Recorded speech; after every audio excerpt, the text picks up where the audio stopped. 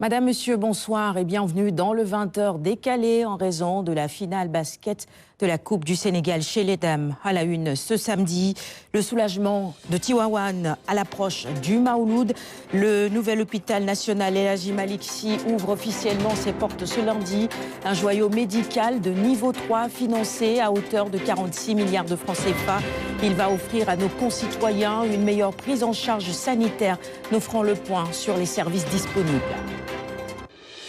Le leadership féminin à l'honneur, Dakar vibre au rythme de la journée internationale de la femme africaine portée par le ministère de la Famille et des Solidarités en partenariat avec le réseau FAFA. Cette journée est un carrefour d'intégration et de plaidoyer pour l'autonomisation des femmes. Et puis demain dimanche, le Sénégal célèbre sa 43e journée nationale de l'arbre. Ce soir, nous vous emmènerons à Matam. Vous verrez comment l'inspection régionale des eaux et forêts se mobilise pour s'assurer de l'engagement des populations et de la disponibilité des arbres parrains, le néré et le nébédal. Le grand format environnement de ce samedi au cœur du Ferlo. La rédaction vous emmène dans le paradis des oryx. Il s'agit de l'enclos de Katané dans le département de Ranérou. C'est l'endroit par excellence de conservation de ces espèces protégées. La faune y fait son retour grâce aux efforts de l'État, mais des défis demeurent. Enfin, sport basketball féminin, l'ASC Ville de Dakar remporte la Coupe du Sénégal face aux Duchesses sur le score de 63-60 dans une finale âprement disputée jusque dans les dernières secondes. Vous l'avez suivi en direct sur nos antennes. Le résumé assure en fin d'édition.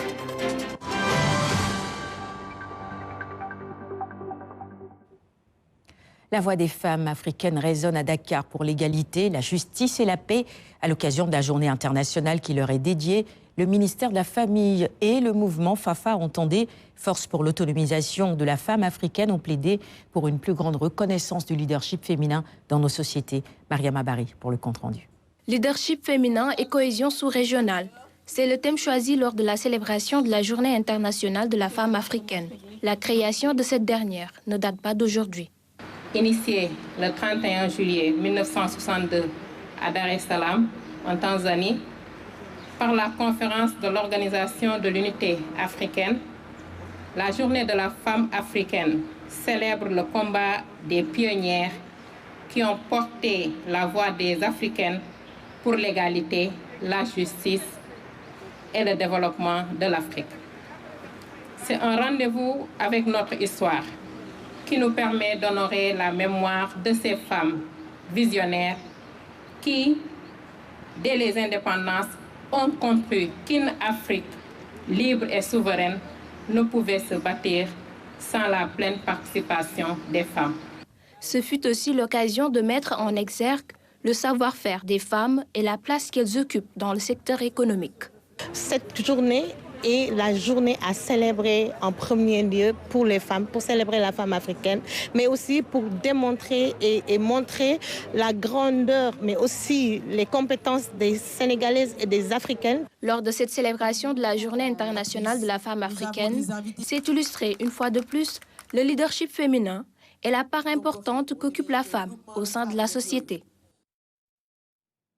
Et c'est l'heure du départ pour la 4e cohorte de boursiers du Japon. Cette année, ils sont 10 au total sélectionnés dans le cadre du programme de bourse de développement de ressources humaines. Ces fonctionnaires sénégalais partent pour un séjour de 2 ans afin d'enrichir leurs expériences professionnelles au pays du soleil levant. Luce Bitza. Tout au long de votre future carrière. Depuis 2022, le gouvernement du Japon accorde annuellement un don d'1,127 milliard de francs CFA au Sénégal. Le programme JDS s'inscrit en renfort du dispositif de coopération entre les gouvernements du Japon et du Sénégal et concourt ainsi à la mise en œuvre des politiques publiques axées sur le capital humain. La cérémonie qui nous réunit aujourd'hui illustre de manière concrète l'excellence des relations d'amitié et de coopération qui unissent le Japon et le Sénégal. Elle témoigne également de l'importance du programme JDS pour le renforcement des ressources humaines qui joueront un rôle essentiel. Je suis sûr que la formation de jeunes cadres de l'administration publique sénégalaise s'aligne parfaitement avec les objectifs majeurs des réformes administratives et de gouvernance portée par le plan stratégique Sénégal Vision 2050. Le programme JDS est un outil stratégique favorisant le développement des compétences, l'échange culturel et le renforcement des relations bilatérales. La tenue de cette cérémonie de départ de ces 10 bénéficiaires ici présents pour le Japon constitue l'aboutissement d'efforts opiniâtres consentis par des équipes techniques des parties sénégalaises et japonaises à travers leur collaboration et engagement dans l'atteinte des objectifs du programme JDS. Les objectifs de renforcement des capacités, de formulation, de mise en œuvre, de suivi et évaluation des politiques publiques du Sénégal. Il est attendu des boursiers qui sont impliqués dans la mise en œuvre des plans de développement socio-économique et qui deviennent des leaders au Sénégal.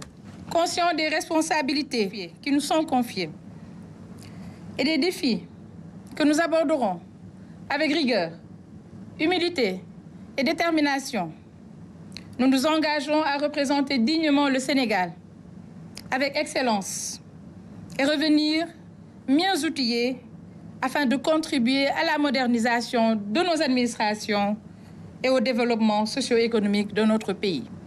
La bourse est entièrement financée par le gouvernement japonais dans le cadre de l'aide publique au développement. Les cibles sont essentiellement les jeunes fonctionnaires et assimilés. Voici un autre partenariat tout aussi porteur au niveau national cette fois. La société immobilière du Cap-Vert, SICAP SA, vient de signer une convention de financement avec Coris Banque Internationale Sénégal d'un montant de plus de 12 milliards de francs CFA. Ce crédit bancaire est destiné à l'acquisition et à la viabilisation de plus de 2400 parcelles sur le site de Bambilor. Les précisions de Lamine Fall. C'est une signature qui offre à des milliers de Sénégalais l'opportunité d'accéder à un habitat de qualité. La SICAP mise sur Coris Banque pour la démocratisation de l'accès au logement. On a été voir Coris Banque, notre banque partenaire ici au Sénégal, pour pouvoir justement atteindre ces objectifs-là à travers des financements, on va dire, structurants et durables pour tous les projets de la SICAP en matière de logement, en matière de terrains viabilisés, d'appartements et autres. Nous voulons, en tant qu'institution financière, apporter notre contribution aux côtés de la SICAP dans le plan Sénégal 2050. La question du logement demeure encore un enjeu crucial au Sénégal. Sa résolution passera notamment par des mécanismes innovants. Ce financement nous permet, comme je le disais tantôt, de pouvoir vendre au moins 2427 logements. On est en train de faire de la péréquation. Et qui dit péréquation dit qu'il y a une partie de logements sociaux à bas prix. Connu pour son expertise en matière de solutions financières, Coris Banque est prête à apporter sa contribution à l'accès au logement social. Nous considérons qu'il est de notre responsabilité d'accompagner cette transformation économique du Sénégal en finançant des projets structurants à fort impact économique et social. Et SICAP, les projets de SICAP s'inscrivent notamment dans cette ambition. Cette convention marque également la renaissance de la SICAP. L'agence entend retrouver sa place légitime de bailleur social. On voit que dans les SICAP, il n'y a pas d'inondation. Et justement, ces terrains viabilisés sont à l'image de ce que la SICAP sait faire. Et c'est ce qu'on est en train de faire sur Bambilor et sur plein d'autres projets. La SICAP SA est aujourd'hui engagée dans une profonde transformation, laquelle est portée par une gouvernance rénovée, une vision stratégique et des partenaires solides. Autre aspect de l'actualité, les préparatifs du Maoulid. La cellule Zawiya Tidiania a tenu une conférence de presse aujourd'hui pour présenter le dispositif d'organisation et le programme spirituel. Les responsables du comité d'organisation ont mis l'accent sur la portée morale de l'événement. Le compte-rendu de Papa Babacar Ndour. Ensemble, penser et agir pour le verbe de l'unicité, la Tawhid. C'est autour de ce thème que le comité d'organisation invite les fidèles de la Hadra Malikiya à célébrer la 124e édition du Maulid. Un rendez-vous qui trouve son essence dans le renommé du prophète, paix et salut sur lui, une référence universelle pour tous les musulmans. Il rappelle que la spiritualité et la raison doivent s'unir pour promouvoir le dialogue, le vivre ensemble et la paix. Ressources dont nous avons besoin aujourd'hui plus que jamais pour bâtir une société humaine harmonieuse et durable. Pour y arriver, nous devons tous, musulmans, chrétiens, juifs et même agnostiques, nous rallier sous l'étendard de la Tawhid. À travers le Salon international du livre et des manuscrits, Tivaoune sera en ébullition au plan spirituel, scientifique et culturel. Du 20 au 24 août, une série de conférences et d'activités comme les expositions vont rythmer la célébration loin de tout folklore et autres pratiques déviantes partagées souvent dans les réseaux sociaux. Dans la perpétuation de cette tradition plus que centenaire, Serigne Babacar Sy Mansour nous invite à nous mettre sur les traces de Maodo, à nous inscrire dans la reproduction du modèle prophétique en cette nuit bénie en évitant le blâmable. Les fidèles qui regagneront la cité de Maodo sont ainsi invités à observer des règles de bienséance pour qui Seydil Hadji Malick Sy rend hommage au prophète Mohammed, paix et salut sur lui. Des vertus encore d'actualité dans un monde en perte de repères. Comme vous le savez, le Gamou a toujours été depuis ses origines un espace-temps de bouillonnement spirituel, intellectuel et culturel. Raison pour laquelle les activités suivantes seront proposées aux fidèles d'ici et d'ailleurs pour entretenir leur foi, leur soif de connaissance et de spiritualité. Qu'il s'agisse des dispositifs organisationnels, scientifiques et médiatiques, tout est fin prêt pour garantir une célébration du Gamou dans la pure tradition du prophète Mohammed, paix et salut sur lui, comme l'a toujours exhorté son serviteur Seydil Hadji Malick Sy. Et la réussite du Mawlud passe aussi par un dispositif sanitaire efficace. Bonne nouvelle, le centre hospitalier national Seydi El Hadji Malick Sy de Tivaouane ouvre ses portes ce lundi 10 août. Plus de 25 services disponibles, 46 milliards investis pour la construction et l'équipement moderne de cet hôpital de niveau 3. L'aide au diagnostic, les urgences, les soins intensifs, les grands brûlés, encore autres services mis en place. Visite guidée avec Ramatadem. L'hôpital Seydi El Hadji Malick Sy de Tivaouane est prêt à recevoir ses premiers patients. Tous les services entièrement équipés, de l'accueil à la consultation externe aux services spécialisés. Il y a 25 services médico-techniques répartis en 6 pôles. Donc pôle chirurgie, pôle mère-enfant, il y a le plateau technique et le bloc administratif, etc. D'une capacité de plus de 300 lits, l'hôpital dispose de certaines spécialités et d'équipements destinés à en faire un hôpital de niveau 3. On a un hôpital ultra moderne avec les équipements de dernière technologie, à savoir les services de diagnostic. Donc on a les radios conventionnelles, radio os-poumon, les scanners de 64 et 128, mais aussi l'IRM qui est présent avec un 5 Tesla. Et puis il y a les services les plus spécialisés, genre le service des grands brûlés. Je pense que quand même avec la néonatologie aussi. Hein, donc on a la 14 couveuses, ce qui est important. La dialyse, un service incontournable dont le dispositif est mis en place pour soulager les hémodialysés de la zone. Les dispositions également prises pour pouvoir être opérationnelles dès le démarrage des activités et assurer le service lors du Gamou de Tivaouane. On projette de démarrer dès lundi, le 10, pour les consultations médicales.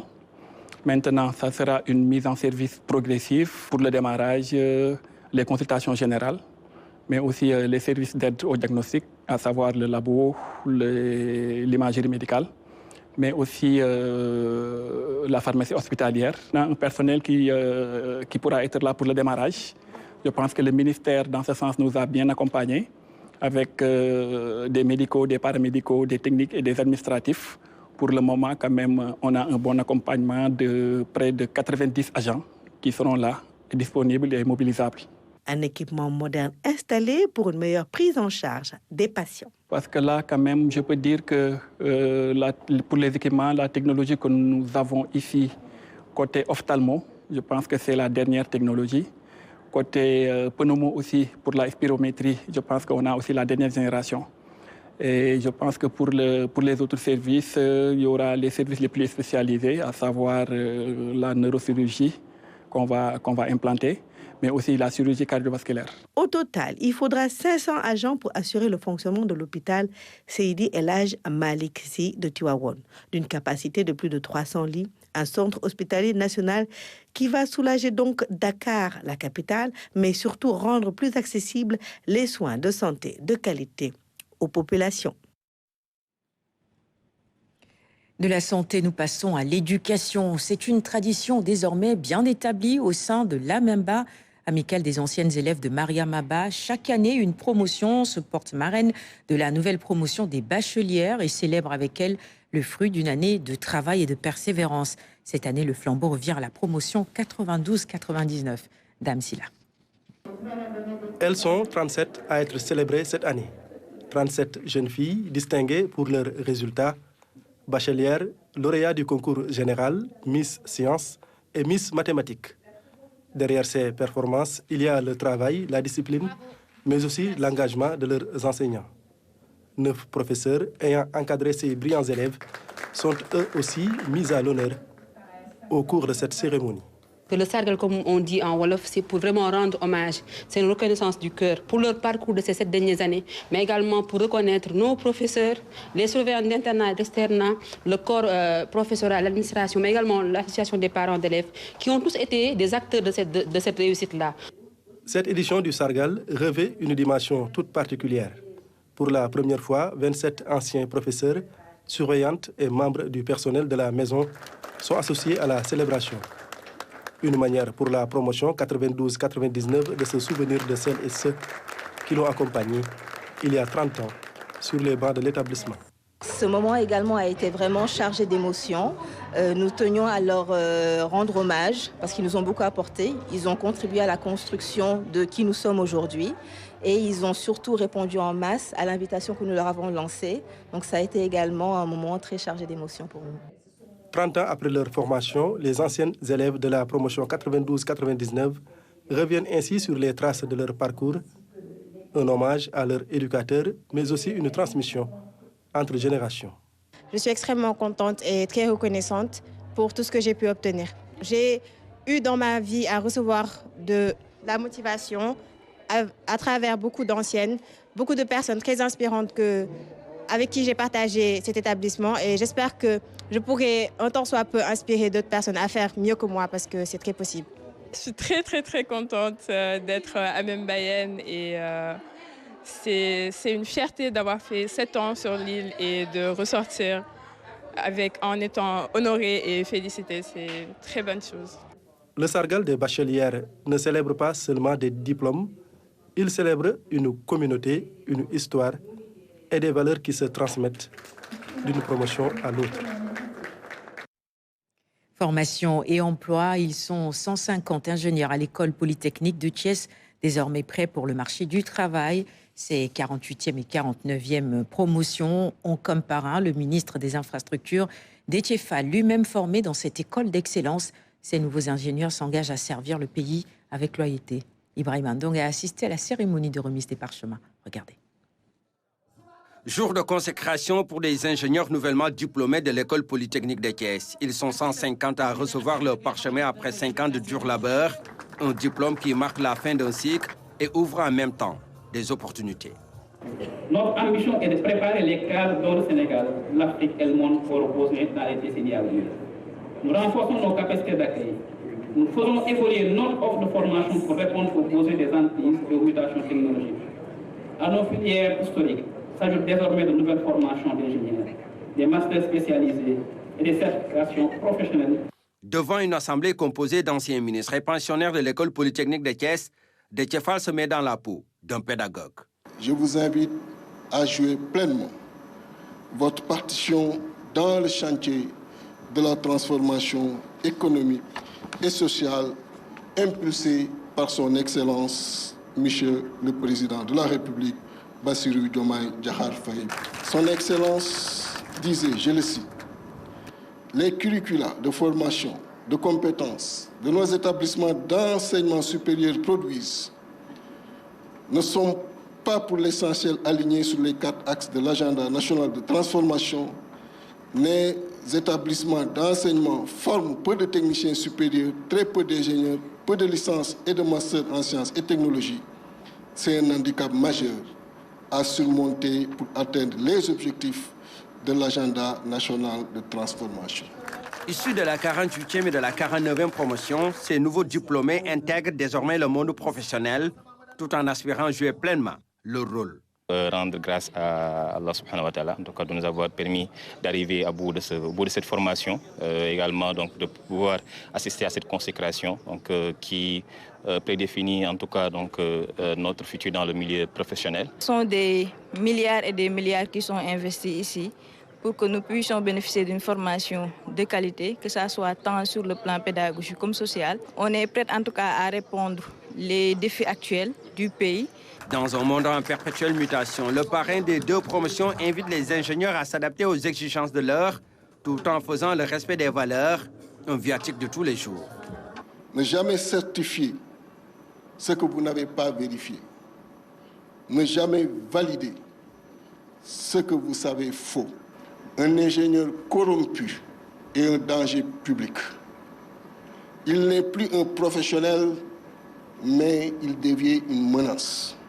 Être ingénieur polytechnicien n'est pas uniquement un titre académique ou professionnel, dixit le parrain, mais un état d'esprit fondé sur la rigueur, la performance et le pragmatisme.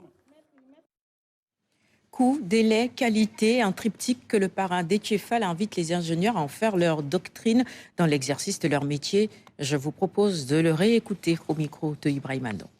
Dans l'exercice de futures fonctions, que ce soit dans le secteur public ou privé, vous serez confronté à la réalité du terrain. Et sur le terrain, mon intime conviction est qu'une seule doctrine doit gouverner vos projets. Je veux parler du respect absolu du triptyque coût, délai, qualité. La notion coût signifie que chaque franc CFA, chaque ressource optimisée est une plus-value pour notre collectivité et pour nos structures. En effet, l'ingénierie moderne n'est pas une surenchère technique, mais plutôt l'art d'apporter la solution la plus performante au moindre coût. En ce qui concerne le délai, force est de relever que dans le processus de développement d'un pays, le temps perdu ne se rattrape jamais. Un chantier qui prend du retard, c'est une école ou un centre de santé qui ne s'ouvre pas. Une route qui ne désenclave pas un territoire, une économie qui patiente. Le respect des échéances est la première marque de votre professionnalisme. Quant à la qualité, elle constitue notre signature collective. Voilà qui nous mène au reportage du jour. À l'heure où quelques clics suffisent pour télécharger un ouvrage, consulter un article ou encore accéder à une bibliothèque entière, les espaces de lecture auraient pu se vider.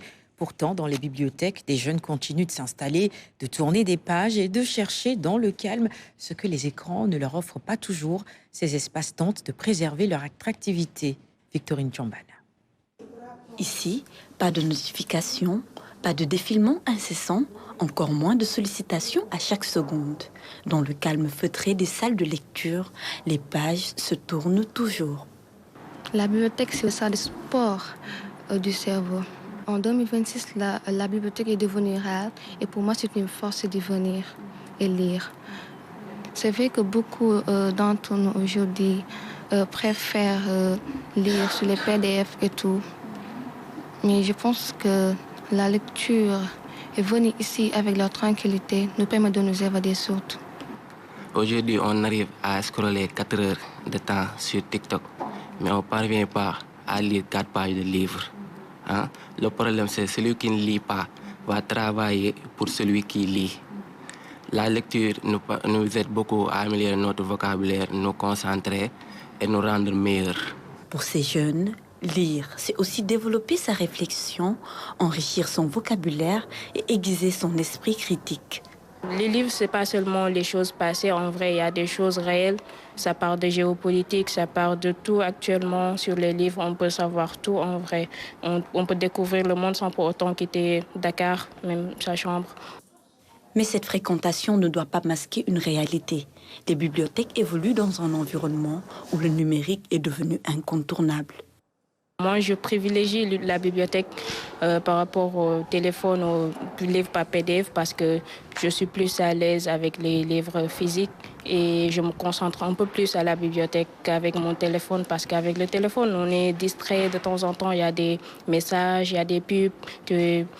Parfois même, tu cliques sans pour autant le vouloir et ça te décline, ça te déconcentre un peu. Face à ce nouveau paysage, les bibliothèques doivent se réinventer, intégrer le numérique et adapter leur espace pour rester attractives auprès d'une génération ultra connectée. L'outil numérique aujourd'hui peut être une manière d'appâter les enfants à la lecture. Parce que les enfants ne s'intéressent plus aux livres en tant que tels. Pourquoi ne pas prendre le téléphone et faire de la lecture avec eux? Et s'ils veulent en savoir plus, tu fermes le téléphone et tu ouvres le livre. Donc moi, aujourd'hui, l'outil numérique est un partenaire. Et il faut l'utiliser à bon escient. Si on dit que les enfants ne lisent plus, nous, on leur montre tout le temps que les enfants lisent. Il faudra juste leur donner le cadre et l'épanouissement qu'il faut. La lecture, c'est bon pour la santé, je peux dire, parce que ça ouvre le cerveau aussi. En plus, ce qui lit toujours, c'est ce qui dirige. Et il faut faire partie de ce qui dirige. Les bibliothèques résistent autant qu'elles peuvent aux mutations des usages. Elles demeurent toujours des espaces de lecture, de concentration, de transmission du savoir et de construction de l'esprit critique. Leur défi est désormais de composer avec le numérique sans perdre leur vocation première. Voilà des conseils bien précieux pour les vacances. Cette interrogation maintenant, comment harmoniser les outils de sensibilisation? C'est tout le sens de la rencontre initiée par le Centre national d'action anti-mine du Sénégal, l'ONG Humanité et Inclusion avec l'appui du Luxembourg. Les échanges ont permis de mettre à jour les images et les messages à véhiculer dans le cadre de l'éducation au risque des engins explosifs.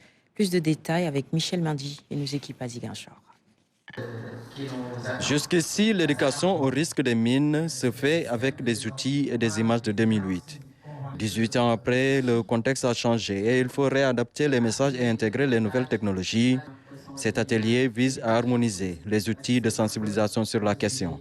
Nous savons qu'en Casamance, les opérateurs qui sont dans l'action anti-mine et particulièrement qui sont dans l'éducation au risque, ils interviennent dans des zones différentes. Et ils sont aussi des opérateurs différents. Pour servir les communautés pour lesquelles nous sommes là, nous avons besoin d'être sûrs et certains que ce que nous servons, que ce soit à Bignona, que ce soit à Oussouye, que ce soit à Goudomp, c'est la même chose que nous sommes en train de servir aux communautés. Depuis 2008, ces messages avaient été inscrits sur les normes nationales et aujourd'hui, à l'issue de ces 2 jours de travaux quand même, les normes vont évoluer avec des messages beaucoup plus clairs, beaucoup plus impactants et beaucoup plus préventif pour les populations.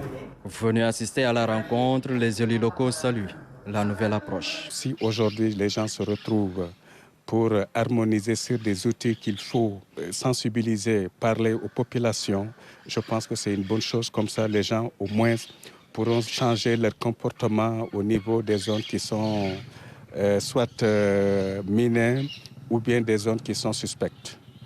Le conflit armé en Casamance a déjà fait plus de 800 victimes de mines.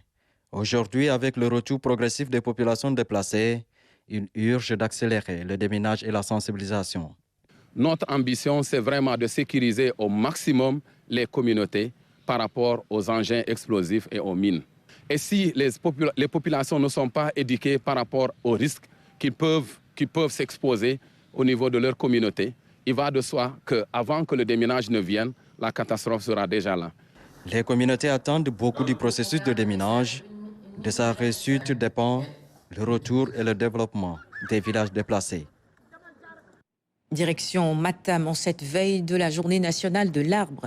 L'inspection régionale des eaux et forêts a sillonné les pépinières de la région pour mesurer l'engagement des populations et la disponibilité des arbres parrains. À Dabia, commune retenue pour l'événement, plusieurs centaines d'arbres seront plantés sur plus de 2 km. Mansourdia. Dabia, commune au nord de Matam, l'absence de végétation saute aux yeux dans les artères, les maisons et même dans les lieux de culte.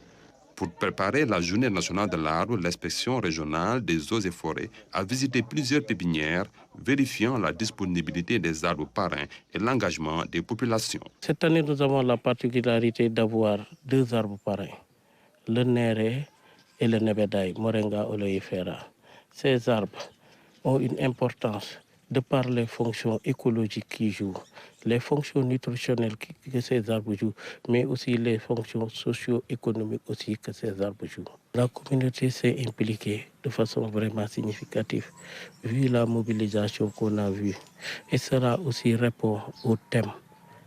On a dit des plants aux arbres, la responsabilité aux communautés. Ils ont eu à réaliser presque 200 trous en vue de préparer vraiment la plantation. En première ligne dans la lutte contre la désertification, dans une région aux portes du Sahara, les agents des eaux et forêts restent confrontés à certains défis dans l'exercice de leurs fonctions. Il y a d'abord la sécheresse, à cela s'ajoutent aussi les changements climatiques, mais aussi l'action anthropomorphique à travers les coupes abusives perpétrées au niveau des massifs forestiers, mais aussi les aires de mise en défense qui sont clôturées. Ces grillages, ces zones de protection sont souvent aussi détruites par aussi une certaine frange de la population pour leurs besoins crypto-personnels. Et les feux de brousse aussi qui sévissent aussi dans la zone. Un appel est donc lancé à l'ensemble des composantes de la région. Il nous appartient à nous tous, société civile, autorités locales, autorités territoriales, les eaux et forêts, l'ensemble des services techniques, à aussi pousser les communautés à vraiment intervenir dans le cadre des actions de plantation et reboisement. Et au niveau de l'inspection régionale, nous avons mis aussi un important programme de reboisement qui mettra le focus sur la contribution contre la lutte contre l'insécurité alimentaire et nutritionnelle qui sévit dans la zone, avec la dotation des ménages d'arbres fruitiers. Ce 9 août, les populations de Dabia comptent, avec les actions de reforestation prévues, faire de cette journée le point de départ d'une végétalisation durable de leur commune. Et pour la 43e année, le Sénégal célèbre l'arbre qui donne ombre, bois et nourrit de ses fruits face au changement climatique et aux pressions humaines. Le couvert végétal est partout sur le reculoir. Reboiser n'est plus seulement une activité de circonstance, mais une urgence. Ensemble pour un legs vert, c'est une chronique signée Oumar Dia. Presque un demi-siècle qu'un jour est consacré à ce compagnon, aux vertus médicinales, source de fruits, générateur et purificateur de l'air qui nous fait vivre. 43 ans, le pays a tôt vu ce que d'autres mettront des décennies à percevoir. La terre a changé de cycle, le vert s'étiole virant au jaune orangé et le désert poursuit subrepticement son avancée sournoise. Tout part d'une rupture d'équilibre écologique brutale. Les sécheresses des années 70 qui ont bouleversé les équilibres écosystémiques et laissé des plaies profondes sur les paysages et dans la mémoire collective. Depuis 1983, année après année, on reboise, on sensibilise, mais le tableau ne retrouve pas ses couleurs vives d'antan. Des rives du fleuve Sénégal, où les Gonakiers ont perdu le combat, jusqu'aux confins méridionaux de la Casamance et du Sénégal oriental, en passant par le vieux bassin arachidier lessivé, le couvert végétal dégradé se replie. Coupe abusive, noir charbonnage, lucratif trafic de bois d'œuvre, feux de brousse ravageurs, les menaces s'accumulent sur toutes les strates et l'on ne parle plus guère de forêt au sens botanique strict sous nos latitudes. Aux avant-postes, les eaux et forêts tiennent la ligne vacillante, mais un service, quel qu'il soit, ne peut mener seul cette bataille. Il faut pas que les autorités, mais aussi les communautés, les femmes, les jeunes, les écoles, qui deviennent gardiens plutôt que témoins passifs, voire complices de la destruction. L'arbre n'est pas que ressource végétale, il est héritage et part du récit culturel. En planter un aujourd'hui et pour demain, on ne cueillera pas son fruit le soir même. Il faudra du temps, de la patience et des soins. C'est en définitive un pari sur l'avenir, un legs. L'espace sahélien souffre bien des communautés avec. Au Sénégal, depuis plus de 4 décennies, un geste simple reste vivace, reboiser, entretenir, attendre. Peut-être est-ce là l'une des plus belles leçons de vie que tous devraient réciter. Cap maintenant sur le paradis des oryx. Il s'agit de l'enclos de Katané dans le département de Ranérou. C'est l'endroit par excellence de conservation de ces espèces protégées. Grâce aux efforts de l'État dans la maîtrise de l'eau, la faune marque progressivement son retour. Mais l'enclavement reste un grand défi pour faire de cet enclos une destination touristique privilégiée. C'est le sujet du grand format environnement de ce soir, signé Ibrahima Pabidjedjo.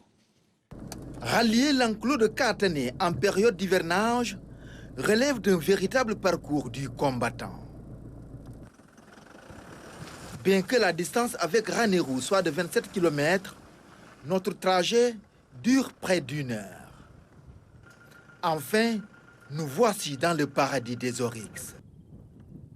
L'enclos s'étend sur 1200 hectares au cœur de la réserve de faune du Ferlo Nord.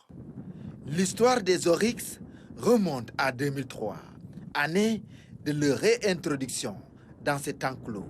Tout a commencé avec 8 sujets venus d'Israël, d'Espagne et du zoo de Vincennes, en France. Ces antilopes ont été d'abord acclimatées dans la réserve de Gumbel, à Saint-Louis, avant d'être libérées dans le Ferlo. Aujourd'hui, elles se comptent par troupeaux. De 30, des troupeaux de 50 et même des troupeaux de 70.